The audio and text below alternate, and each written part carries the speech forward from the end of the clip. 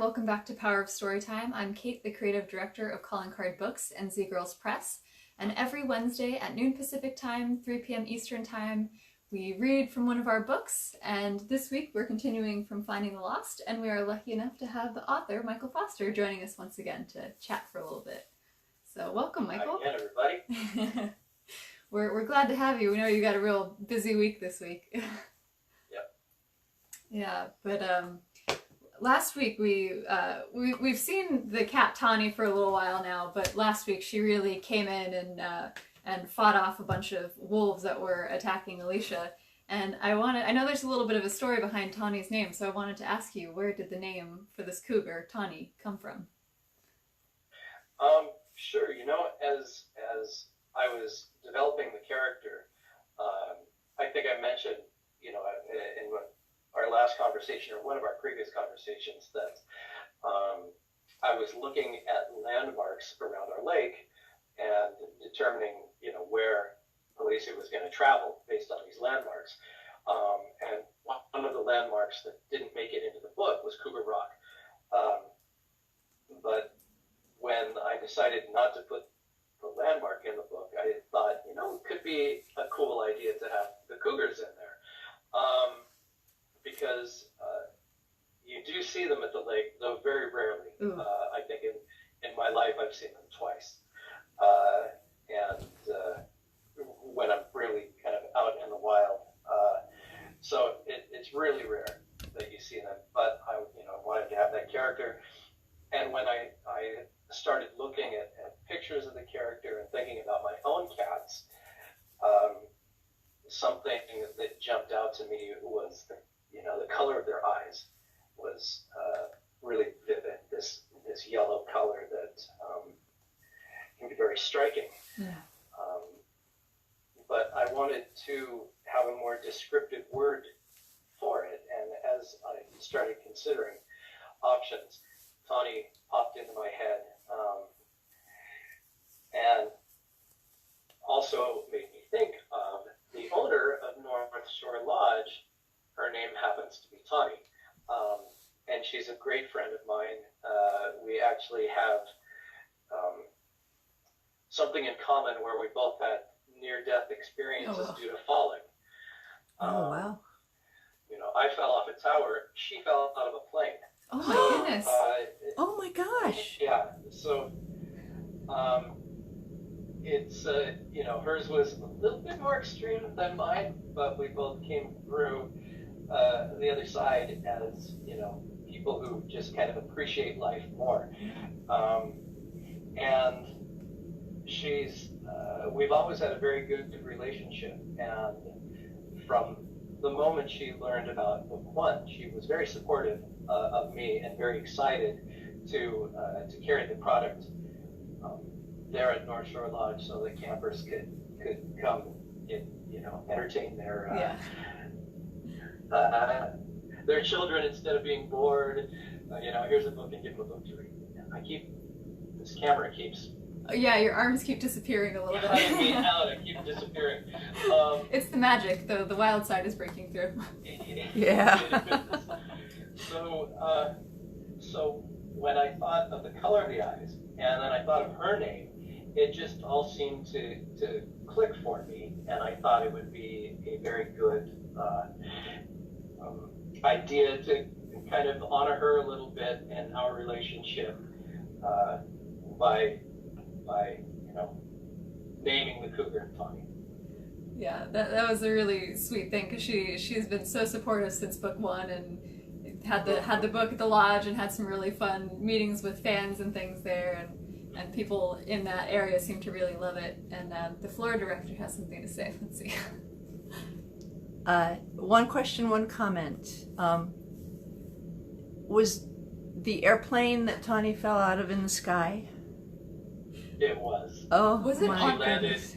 She landed in a body of water. Oh, my thank goodness. God. Like a lake. Yeah. I have so many questions about that. And then the statement, in the spirit of supporting small businesses, especially one that has supported this series so much, why don't you share info on the inn, where it is, what they do and how people can find them. Absolutely. It's they have several small cabins. I'm not sure the number, more than 10, less than 16, somewhere around there.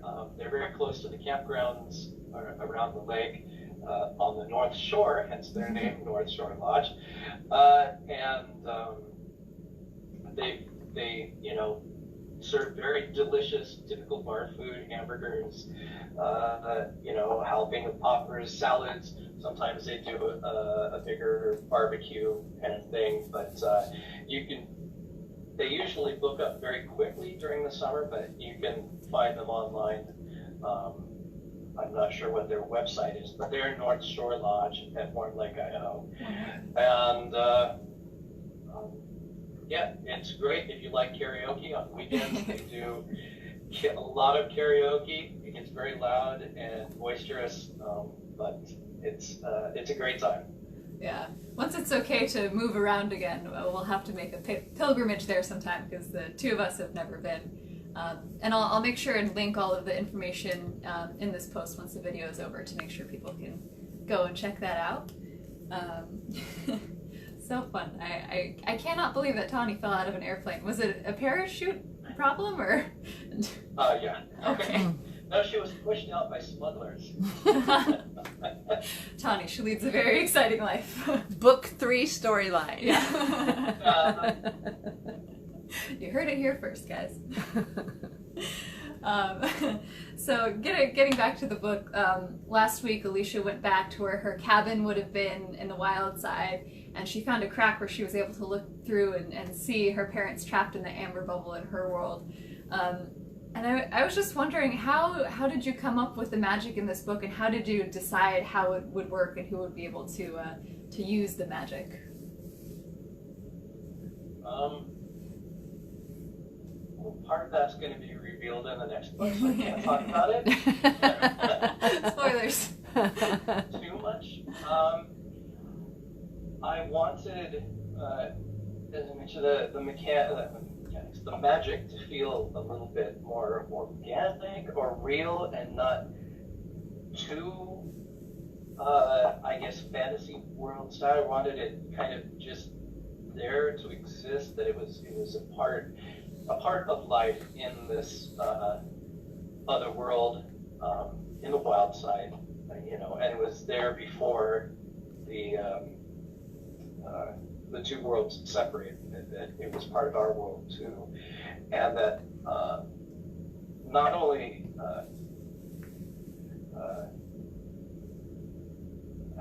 I guess part of the journey in this is Alicia rediscovering her magic, because she's gone over the wild side, but she had lost that, and I feel like humans have lost that too. And yeah. I often feel, in a sense, that maybe, especially as adults, we take things too seriously and kind of have lost a little bit of that magic of childhood, right? So I wanted it to be kind of fairly simple, not too complicated, but I did want the time aspect of the magic came when it was actually born in the first book, where Alicia returns and her father sees her, and to her he's only been gone, to him she's only been gone for a few minutes, but to her she had this whole big adventure, right?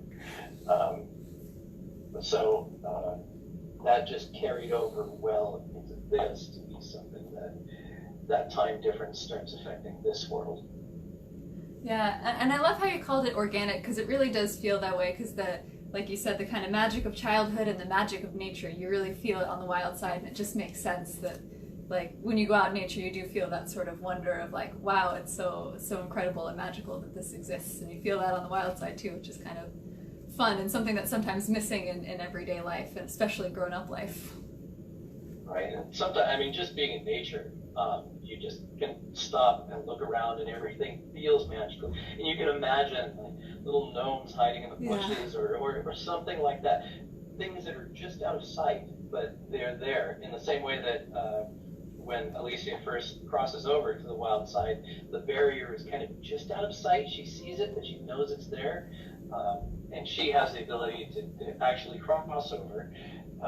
But you know, it all has to do with nature, like you said. It's kind of a real sense just of a wonder. feeling you get when you're out there. Yeah, I love that. And we haven't met Vulcan yet, but she's another kind of magical element that exists in the wild side. I think we're about to meet her this week. And we keep hearing her name, hearing about her. And every time I hear Vulcan, I think about either the Roman god Vulcan or like Vulcans from Star Trek. So I've got to ask, where did the name Vulcan come from? What inspired Vulcan? Well, that's the actual name of the location, which since it is a hot spring with water bubbling up from deep in the earth, I have to imagine that it is inspired by mythology. And for me, I love it. I was a huge fan of mythology, Greek and Roman mythology growing up, and still to this day, any mythology from any culture, I'm just fascinated. I love it. So I think it's a great name, and I just wanted to keep that name for the character. Yeah, that's fun and kind of fitting because so much of mythology has kind of been the basis for storytelling as it is today. So it fits right in with everything. Yeah. All right. Well, that is all I had for today. I know you've got a ton of stuff to do today, so we'll let you go a little bit early, but thank you so much for joining us again this week, Michael. Yeah, it's always a pleasure. I appreciate it. Mr. Spock says goodbye to you. Yes, he's giving you a little Vulcan wave.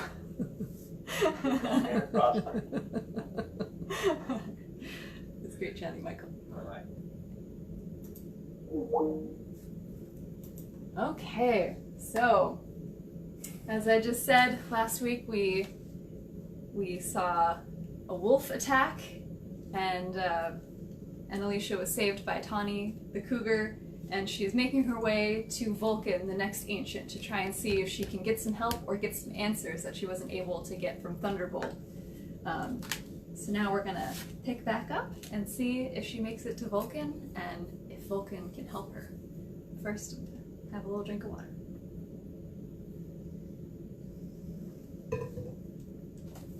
And also, I just have to show you, since he's here, we have our own little cougar on staff today. So he just wanted to pop in and say hello. Okay, you're free. All right, so we're going to be starting with Chapter 12, Reverie.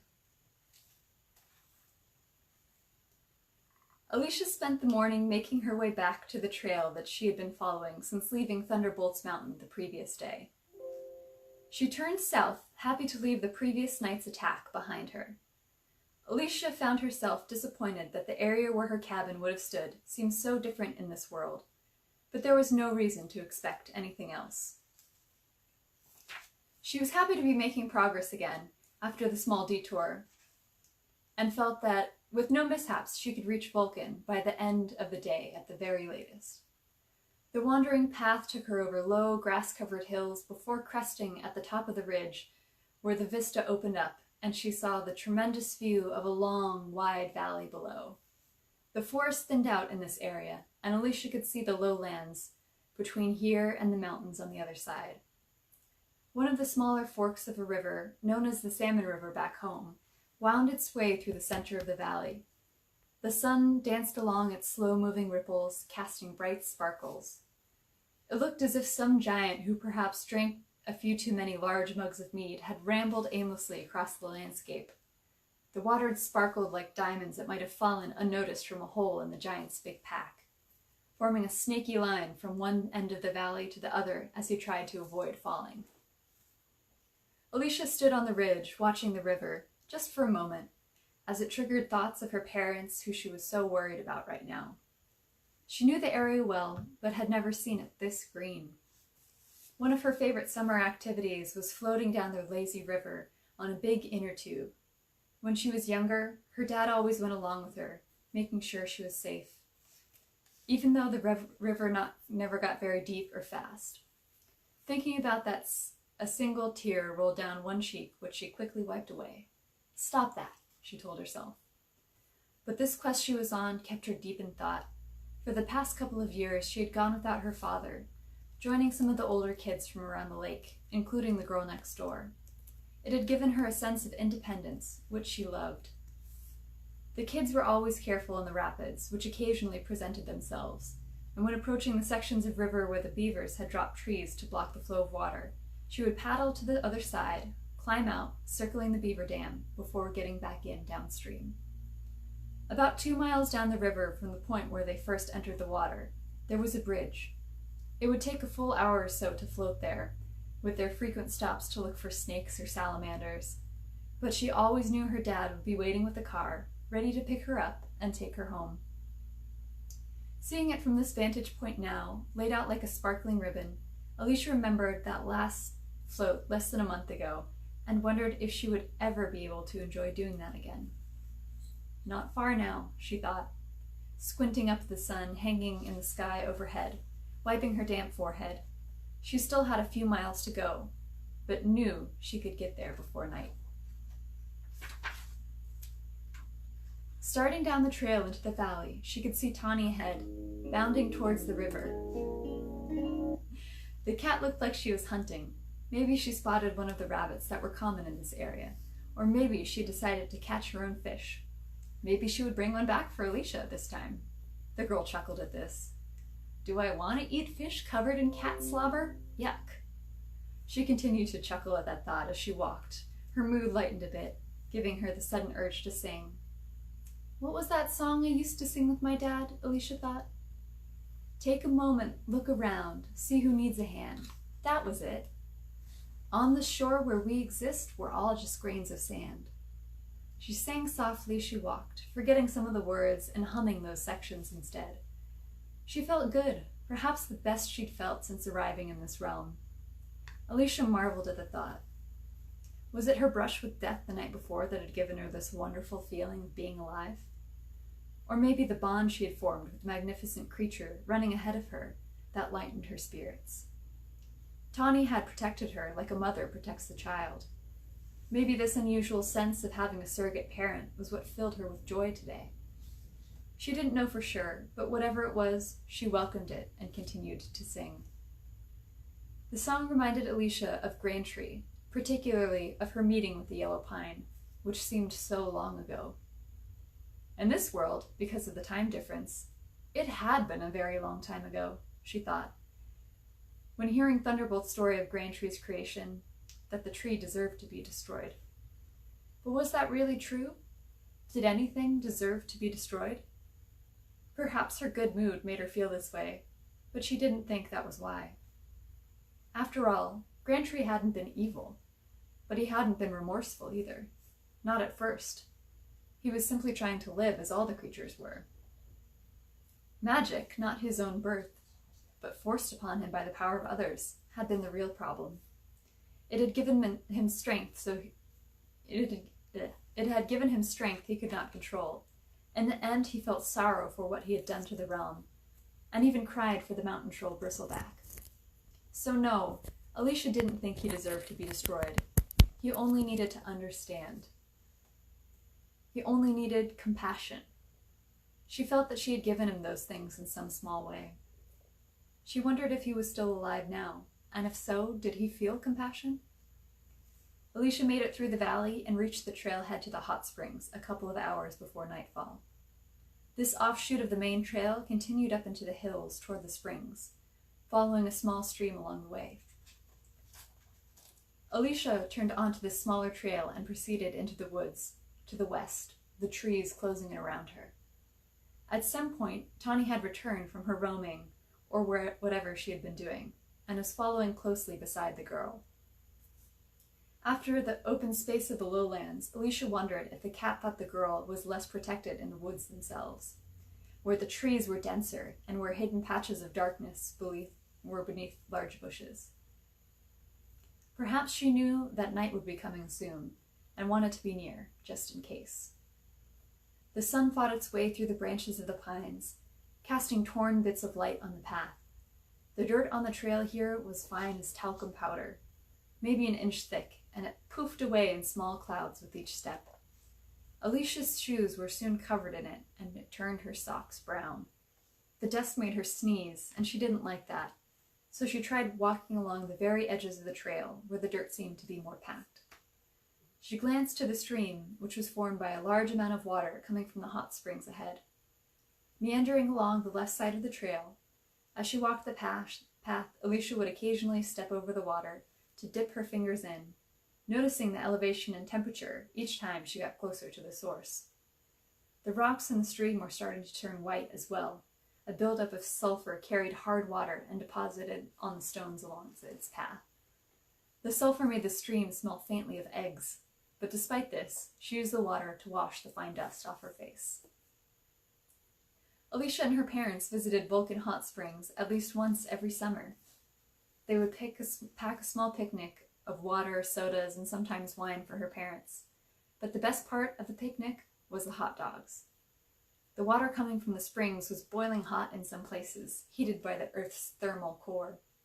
In one place, the minerals carried up from deep underground had calcified on either side of the gently erupting water, creating a narrow, deep channel for the water to pass through. Her father would bring a kitchen strainer, place the hot dogs inside, lower the strainer into the flowing water in the small channel, and the hot dogs would cook right there in nature. To Alicia, that was one of the coolest things ever, cooking in the wild like that with no fire. Somehow the hot dogs tasted even better when cooked this way. She would slather them in tangy mustard, but no ketchup. She'd gobble down at least 2 every time. Thinking about it now, she deeply wished she had some of those hot dogs with her. Grudgingly, she made do with the berries she'd gathered during the hike from several of the bushes which were abundant along the sides of the hot spring trail. The walk along this path to Vulcan was fairly short, only a quarter of a mile or so. The trail had a slight incline all the way, so she headed higher into the surrounding hills, but overall it was a pleasant stroll. In her world, it was common to pass other families along the way. A section of stream closer to the springs had been blocked off with fallen trees and rocks, making a shallow pool of water, 10 feet wide and 20 feet long and about 2 or 3 feet deep. It was a wonderful natural place to soak that never got cold, as the hot water filled the pool from upstream. At one end, the slightly cooled water poured over the dam of logs and stones at the opposite end, in a kind of waterfall to continue its path down to meet up with a bigger river below. Alicia passed the location where the pool would have been in her world, and looked longingly at the stream. Sadly, there was no place to soak in this realm. She would have loved to take a real bath and wash away the grime from days of hiking. Even though nighttime approached, the air around her was warming, and Alicia knew the hot springs were close. She turned the corner on the trail and looked ahead, the forest opening up before her. Alicia saw a vast empty space. Clouds of steam rose in the evening air, similar to fog, yet somehow more alive, making it impossible to see the far side of the grassland clearing. "We're here, girl," she said excitedly to the cougar, who was following closely behind. "We've reached Vulcan." As with Thunderbolt, Alicia had no idea what she would find here, and truly hoped to discover answers to her question, and more importantly, the solution to the cracks that threatened her world. We've reached it. Now it's chapter 13, Vulcan.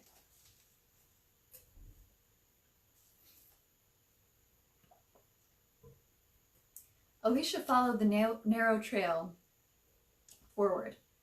It wound along the side of the seemingly empty clearing, filled with numerous hot springs.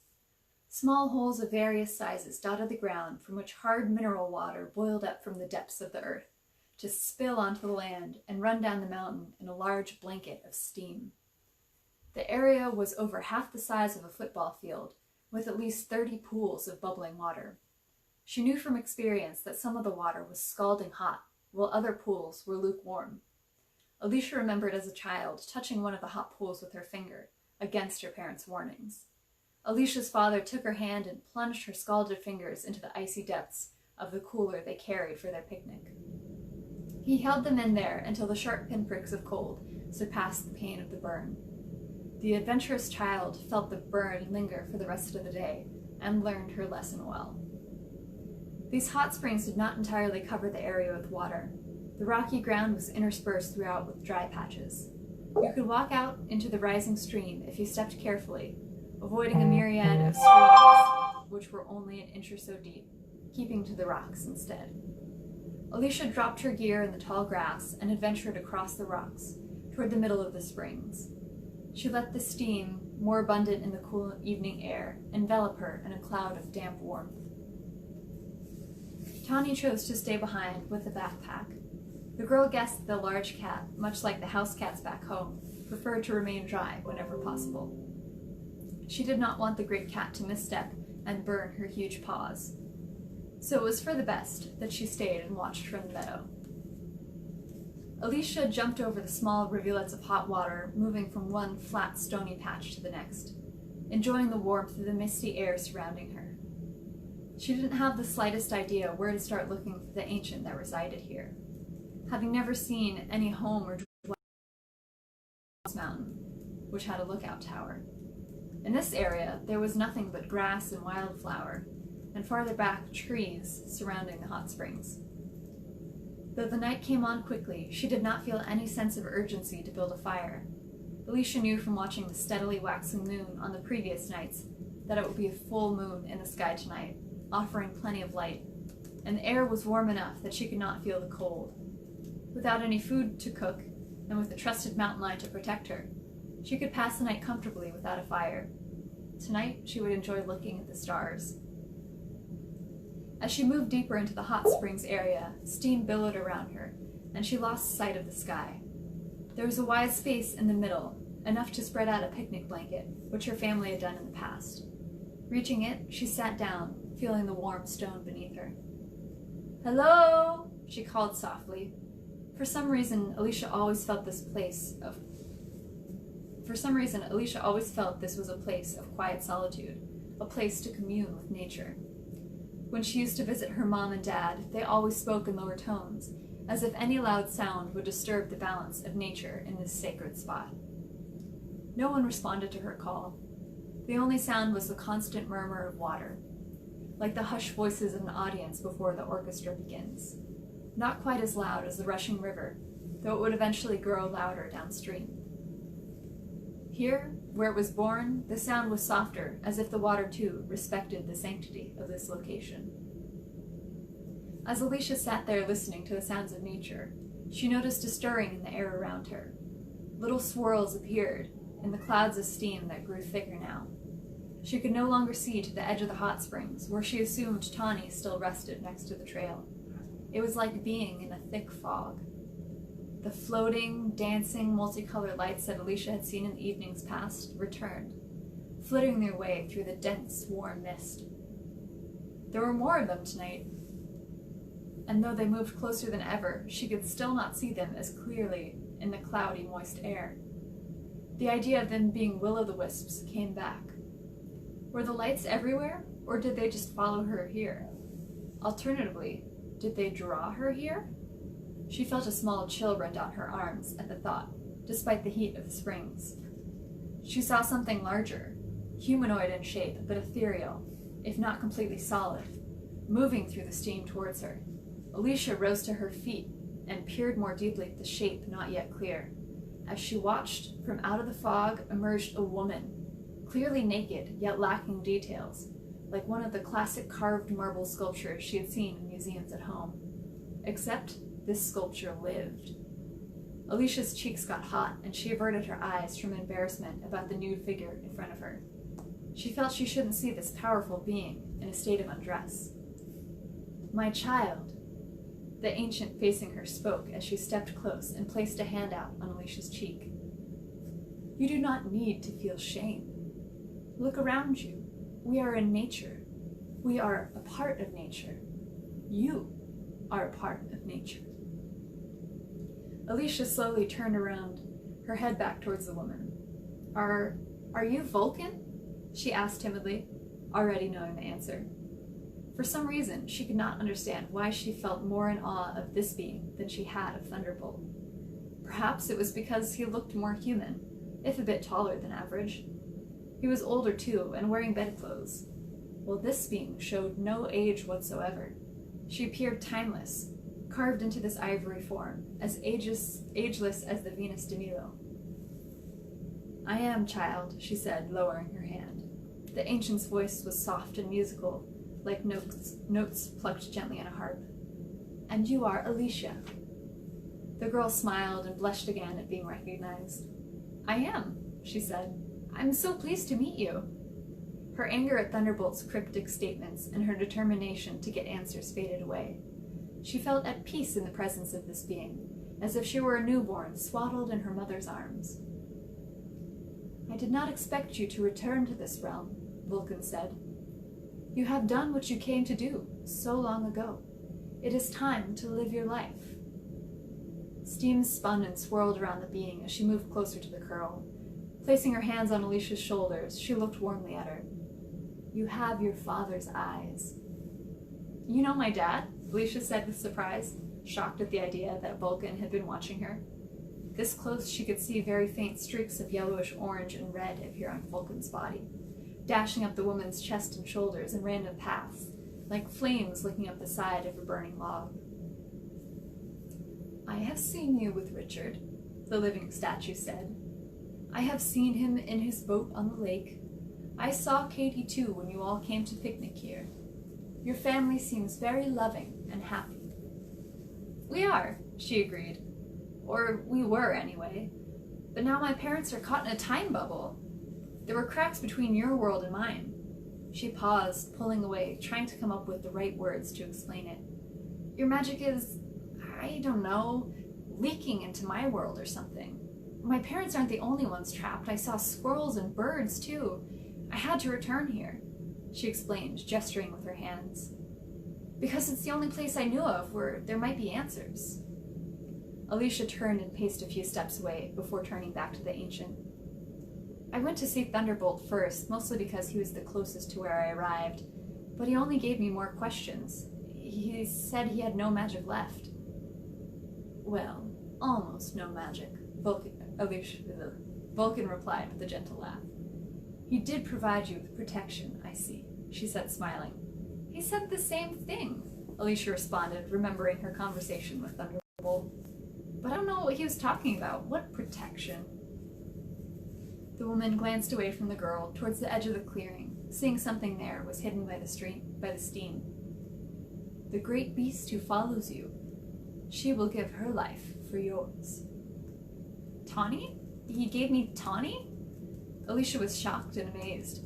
She had been terrified when first seeing the cat, thinking it would kill her, but it hadn't. It came back night after night, and it did protect her from wolves last night.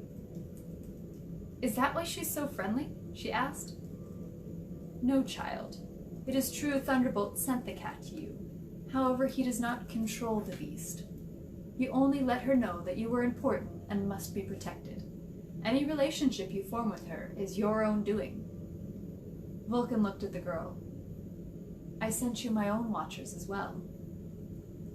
The living statue sang in a high 4-note string, each note drawn out and flowing into the next. The music was unbearably beautiful and brought tears to Alicia's eyes that weren't caused by the steam in the air. She thought she could happily listen to that singing for the rest of her life. As the notes faded, the floating lights, which had disappeared when Vulcan arrived, returned. One flew in close, alighting on the woman's shoulder. And it was not simply a lightning bug. It was a small girl, a fairy. "My sprites have been with you since you first arrived," Vulcan said. "I sent them as soon as I felt your presence here." Alicia looked at the sprite in wonder. It was so tiny, no taller than a pine cone fallen from one of the trees around her cabin. It had the same ivory skin as the ancient who stood before her, yet it was more crystalline, almost transparent. It had the thinnest of wings, like those of a dragonfly, which slowly waved back and forth as it perched on the woman's shoulder. Alicia lifted her hand and extended an index finger. The sprite looked at the finger for a moment before rapidly beating its wings and flying over to land on the outstretched tip. The creature was light as a feather, and Alicia couldn't help but giggle like a child when it looked up to her with eyes that seemed too big for its tiny head. Those eyes were the softest blue, the same color as the light that emanated from somewhere deep inside the sprite's small body and refracted through her crystalline skin. "She's so delicate," the girl said with a sense of disbelief. The ancient watched Alicia with a smile on her face. "They may not have the strength of a mountain lion, but like her, they have their own will and do not belong to me. I can speak to them, and with my limited magic, I can see through their eyes." The sprite took flight again and spun away to join the others that Alicia noticed had gathered around them now. "I saw them," she said. "Every night they came. I didn't know what they were. I had never seen them before, even last time I was here.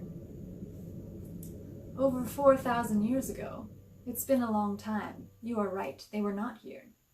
They left during the great catastrophe, the drying," she explained. "The sprites prefer to spend their time near pockets of water, such as ponds and small lakes, and here, of course." Vulcan gestured towards the springs.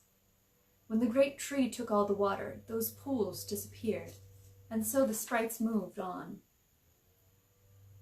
Since that time, since you saved our realm, they've returned, as have many other forest creatures." "Other forest creatures?" "Oh yes, there are many types, aside from the natural creatures that you already know of. The deer, the squirrels, the wolves. There are magical creatures as well." The ancient paused, watching the girl take in this information. "Normally, they avoid contact with beings they know little about. The realms have been separated for so long that humans are certainly unknown to them. There are trolls, one of which you already met and befriended." Vulcan's smile dimmed slightly. "Bristleback's cousins have not returned to this land," she said with sadness in her voice. "But the sprites, gnomes, and brownies are back. I even heard tell of a unicorn spotted in the highlands, though I have not seen it myself.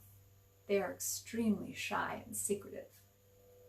Alicia let her mind wander for a moment, remembering the long afternoons spent exploring all the secrets she had searched for in these woods her whole young life.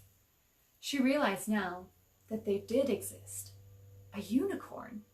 She could only dream of meeting such a creature. Alicia returned to the present and had a sudden panicked thought. When she had been charmed with the small creature in her hand, the ancient said something that she had completely missed, but it came back to her. "Wait, why did you say you only have limited magic?" "I'm afraid so, child.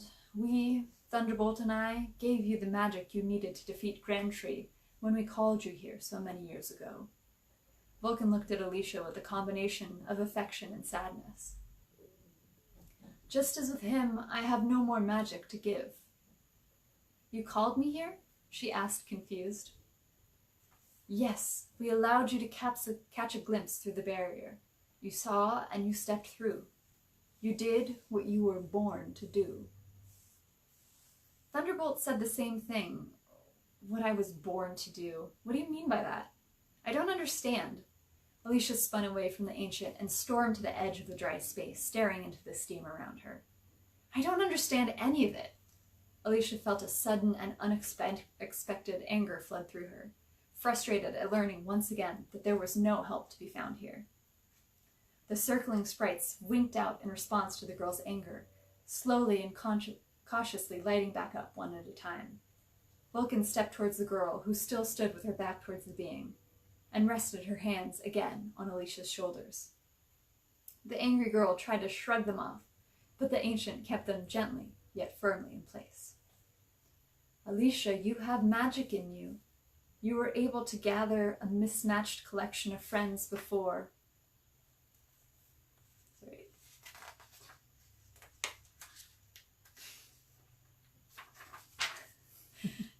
Page turning issue. "And keep them around you. I don't understand this type of magic." She turned her head towards the north of the domain of Thunderbolt. "We prefer solitude. We prefer to avoid each other completely. She explained, referring to the other ancients, coming together only when necessary. Even the creatures we work with choose to stay apart from one another. She gestured with one hand to indicate both the group of sprites and the cougar, unseen on the shore. I haven't seen the Silver King since the creation of the barrier, since the day that changed everything. She returned her hand to Alicia's shoulder. But I can sense him in the earth still. I can sense his power is returning. He will have more than either Thunderbolt or I do. You should go see him. Are you kidding? Alicia pulled away, furious with the woman. Stepping around her, the girl walked toward the opposite side of the rocky space. Water flowed around the two of them, plotting its course down the mountainside. She spun back towards the naked being, and Vulcan could see that behind the anger, Alicia looked very sad and very tired. You used me. You called me here or whatever to save your realm, and now, because of that, my realm is in danger. Alicia stared the ancient in the eyes, condemnation in her gaze. You tried to play God again, you and Thunderbolt. The two of you learned nothing from your past mistakes. She spat the words at Vulcan. Once again, I'm caught up in the problems not of my creation. She paused and let the fury wash over her. And now you say you can't help me. You're sending me away, washing your hands of me, just like Thunderbolt did. Alicia, there are things you do not know, Vulcan started. So tell me, Alicia interrupted. Wait, you know what? Don't say any more. You've wasted my time, both of you have.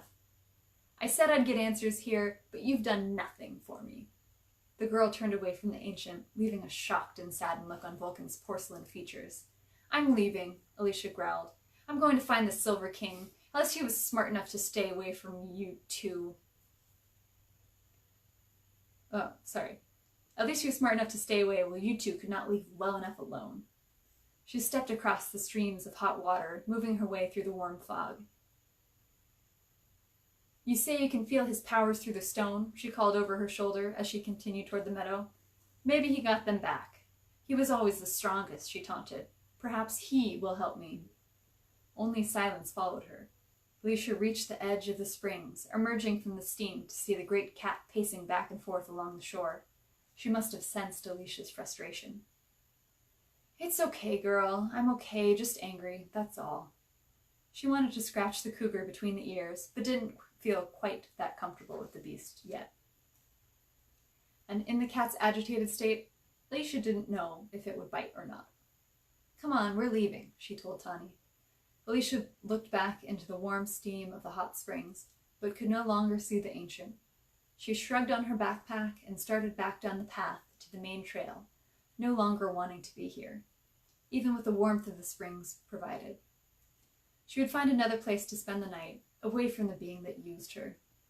Was she still being used?